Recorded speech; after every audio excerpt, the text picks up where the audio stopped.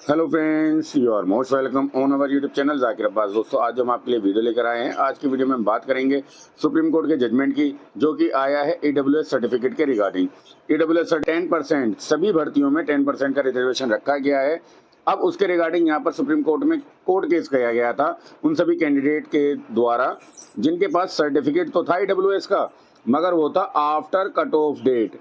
ठीक है ना। आफ्टर कट ऑफ डेट का मतलब होता है जो फॉर्म भरने की अंतिम तिथि होती है उस तारीख तक इनके पास वैलिड सर्टिफिकेट नहीं था। इसको लेकर ये अभ्यर्थी पहुंचे कोर्ट, और वहां पर देखिए वैलिड सर्टिफिकेट मैं आपको एक बार फिर से बता देना चाहता हूं। वैलिड मीन्स देखिए जो भी आपकी लास्ट डेट होगी फॉर्म फिल करने की, लास्ट डेट तक आपके पास ईडब्ल्यूएस सर्टिफिकेट इशू किया जाना चाहिए। सेम सेशन में, जिस सेशन में भर्तियां आई हैं उसी सेशन में आपके पास वैलिड सर्टिफिकेट होना चाहिए, तभी आप एलिजिबल हैं फॉर्म भरने के लिए। ठीक है। ये मामला गया सुप्रीम कोर्ट, और सुप्रीम कोर्ट में देखिए यहाँ पर क्या कहा है। समय पर ईडब्ल्यूएस सर्टिफिकेट प्रमाण पत्र जमा नहीं करने पर आरक्षण का लाभ नहीं दिया जाएगा। अगर आपके पास वैलिड टाइम पीरियड का ईडब्ल्यूएस सर्टिफिकेट नहीं है, then you are not eligible to fill form as a EWS candidate. और ये जो नियम अब सुप्रीम कोर्ट ने जो नियम बना दिया, अब ये दिल्ली में भी एप्लीकेबल हो जाएगा। इसमें कोई भी शंका नहीं बची है कि दिल्ली में इसको मान लिया जाएगा, क्योंकि दिल्ली के हाई कोर्ट में भी यही कोर्ट केस चल रहा है। यहाँ पर आप फिर समझ लीजिए, नई दिल्ली सुप्रीम कोर्ट ने कहा है कि ईडब्ल्यूएस यानी कि गरीब वर्ग का जो कोटा होता है के तहत आरक्षण का दावा करने के लिए ईडब्ल्यूएस प्रमाण पत्र समय तक जमा करना जरूरी है। भाई वैलिड टाइम पीरियड जब फॉर्म आपके आ गए हैं उस टाइम पर आपके पास ईडब्ल्यूएस सर्टिफिकेट हो, ये रूल है, रूल इज रूल। ऐसा ना करने पर सरकार को आरक्षण का दावा खारिज करने का अधिकार है।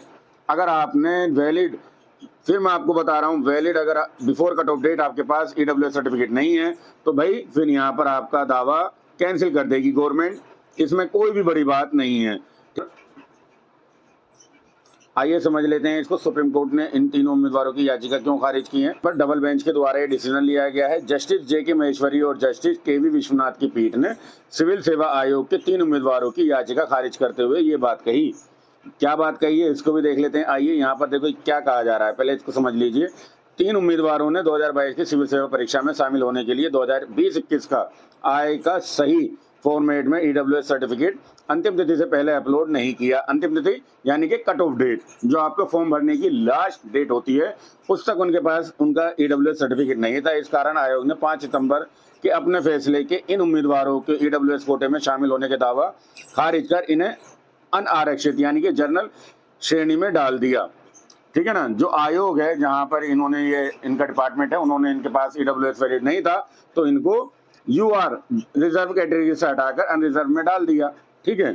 अब यहाँ पर कोर्ट ने, जो कोर्ट में पेश हुए इनके वरिष्ठ वकील परमेश्वर जो हैं, उन्होंने कहा कि ईडब्ल्यूएस श्रेणी को 10% का आरक्षण वाले मेमोरेंडम में कहीं नहीं लिखा है कि इस श्रेणी के प्रमाण पत्र देना अनिवार्य है। श्रेणी में प्रमाण पत्र देना अनिवार्य है। प्रमाण पत्र के बदले छात्रों की आर्थिक स्थिति को ही वरीयता दी जाए, प्रमाण पत्र हो ना हो वहां पर ऐसा नहीं लिखा गया है। लेकिन इस पर देखिए, इस पर जो पीठ है उन्होंने क्या कहा। पीठ ने कहा कि रूल है, रूल आर रूल। ठीक है ना। रूल के साथ कोई छेड़छाड़ नहीं की जाएगी। रूल तो रूल है, आपको फॉलो करने होंगे। ठीक है। सीधा सीधा कह दिया पीठ ने। इस पीठ में नियमों के मुताबिक ही प्रमाण पत्र पेश करना जरूरी है। जो रूल है वो रूल है। और एक चीज और समझ लीजिए, देखिए यहाँ पर जो कैंडिडेट 2022 में शामिल हो रहे हैं ना किसी भी परीक्षा में, तो उनके पास 20-21 बैक ईयर के बेस पर आपका इशू सर्टिफिकेट होना चाहिए। अगर हम अभी 2023-24 में कोई भी फॉर्म भरते हैं, ठीक है ना, अभी हम सर्टिफिकेट बनवाएंगे तो 1 अप्रैल से हमारा सर्टिफिकेट वैलिड रहता है।